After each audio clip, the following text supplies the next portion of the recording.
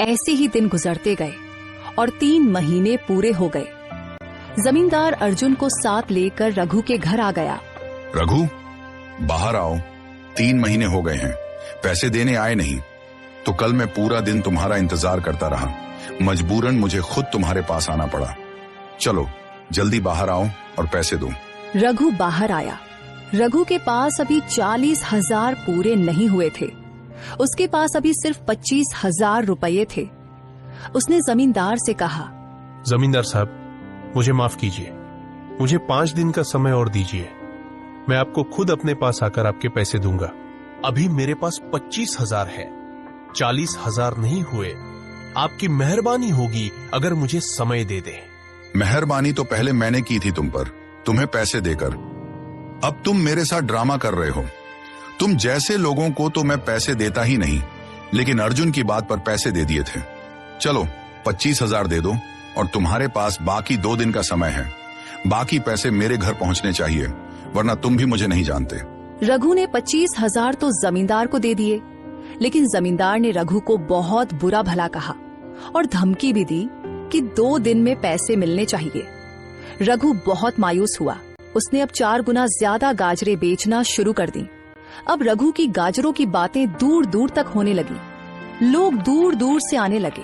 रघु को गांव में गाजरें बेचने जाने की जरूरत नहीं पड़ती थी। लोग खुद रघु से गाजर लेने उसके घर आ जाते। रघु देर तक सारी गाजरें लाता और बेच देता, तब जाकर वह 25,000 का इंतजाम कर सका। लेकिन अब उसने और ज्यादा मेहनत करने का सोचा और फैसला किया कि 2 दिन में जमींदार के पैसे वापस कर देगा।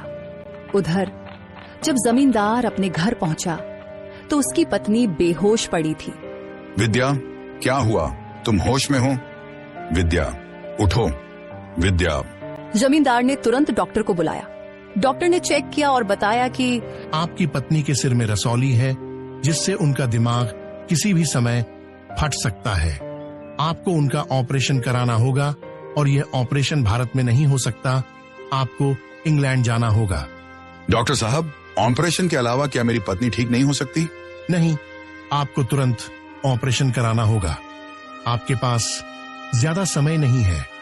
अगर 2 दिन के अंदर ऑपरेशन नहीं हुआ तो उनकी मौत हो जाएगी। ये सुनकर जमींदार बहुत ज्यादा डर गया। मालिक, मैंने सुना है कि जो गाजरें रघु बेचता है वे जादुई गाजरें हैं। जो भी बीमार व्यक्ति उन्हें खा ले वह तुरंत स्वस्थ हो जाता है।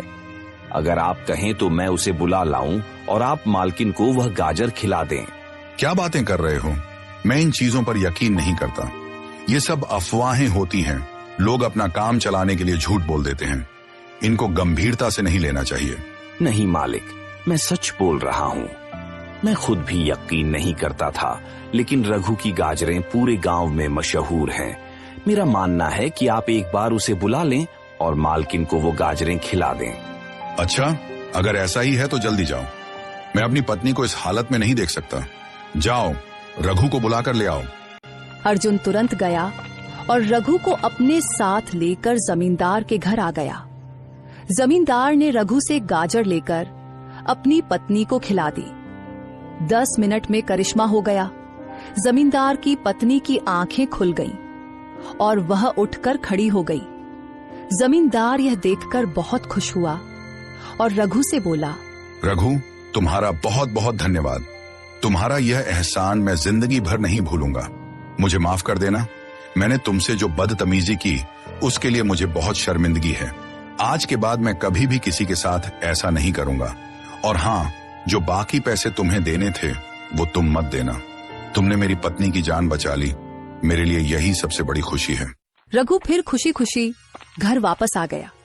कुछ ही दिनों में एक बहुत बड़ा व्यापारी रघु के पास आया, जिसे जमींदार ने रघु की गाजरों के बारे में बताया था।